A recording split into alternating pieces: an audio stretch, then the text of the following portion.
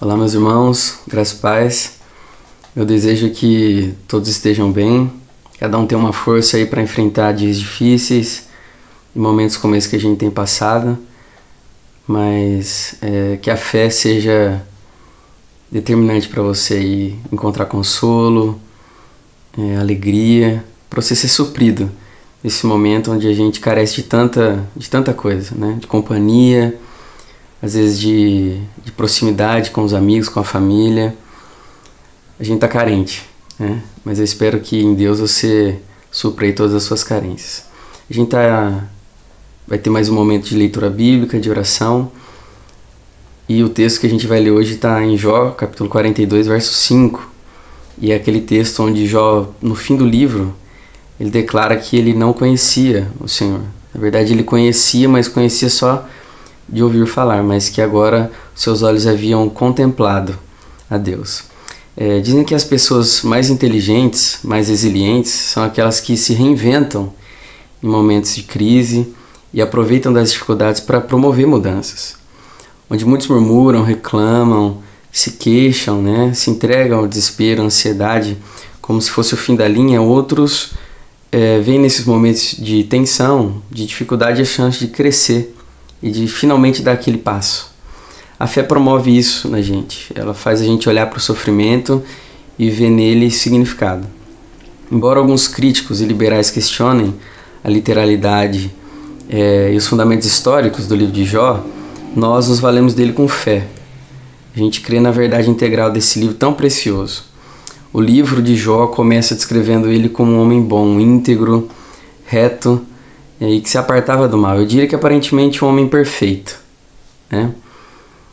O ideal de servo de Deus, homem temente, mas ao longo do livro a gente vai perceber que o texto nos mostra outra coisa, principalmente naqueles questionamentos arrogantes e altivos de Jó em relação a Deus, quando Jó parece que coloca Deus no banco dos réus e começa a interrogá-lo, né?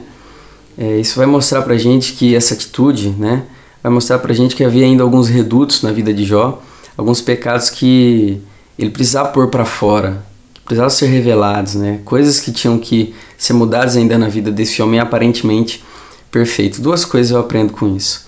Primeiro é que o pecado e as nossas imperfeições, elas podem estar tão bem escondidas na gente, algumas vezes até disfarçadas de virtudes, como no caso dos religiosos, sendo muito sutis, a ponto da gente não perceber.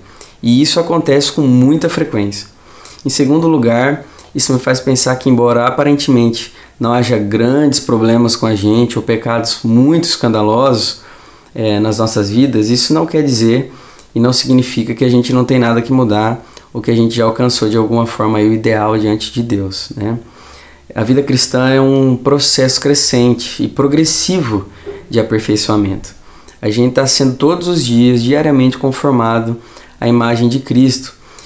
Estagnação é um péssimo sinal. Isso significa que a gente já não está mais nesse processo. Pensamentos como eu já estou bem, poxa, olha, estou legal, é sintoma desse tipo de equívoco. Toda essa experiência de sofrimento na vida de Jó expôs os seus defeitos, suas inaptidões, e ele mesmo acabou reconhecendo no fim do livro que não conhecia Deus. E que foi depois dessa experiência de sofrimento, né, o que o sofrimento trouxe para ele, que lhe ensinou a lição, né? Ou seja, o sofrimento ele pode ser de alguma forma proveitoso. Meus irmãos, o sofrimento não é um fim em si mesmo. E Deus não é um sádico que tem prazer em ver o ser humano sofrendo. Mas como disse C.S. Lewis, Deus sussurra a nós na saúde e na prosperidade. Mas sendo maus ouvintes, a gente deixa de ouvir a voz de Deus.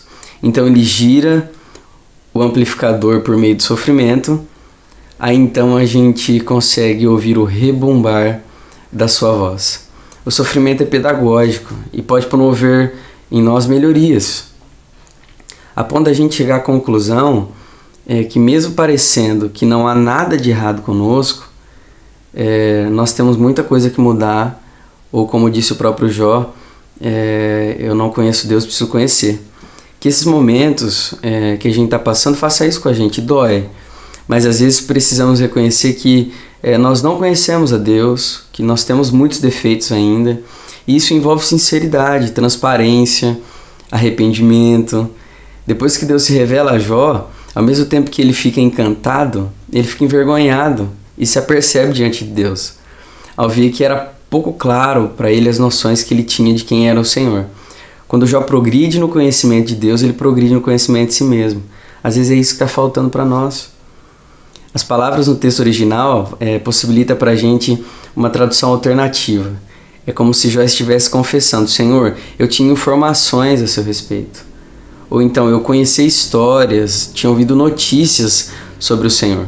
A gente pode conhecer ele intelectualmente, religiosamente, mas isso não quer dizer que a gente tem um conhecimento existencial, interiorizado, de alguém que experimentou e provou de Deus.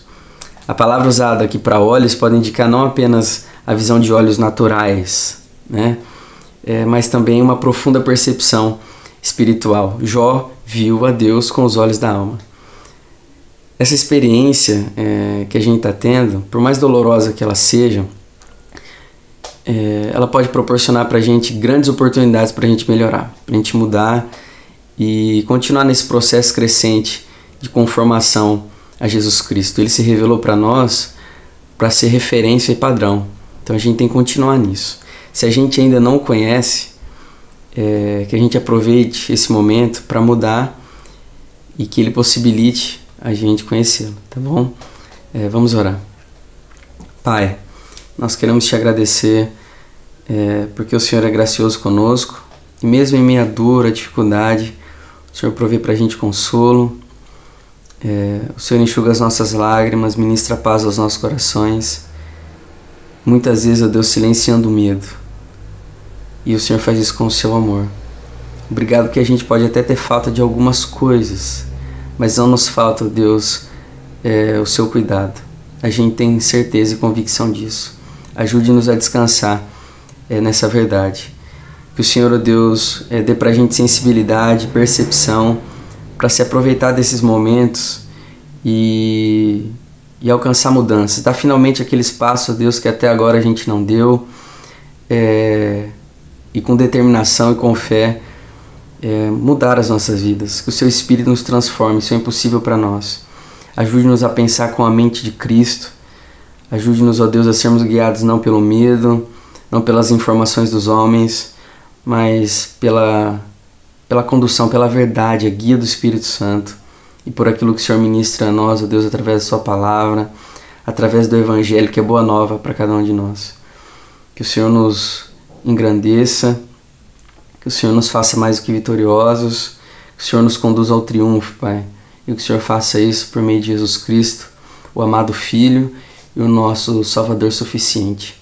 Nós oramos assim, no nome dele. Amém. Amém, meus irmãos. Que Deus abençoe cada um de vocês. Até a próxima.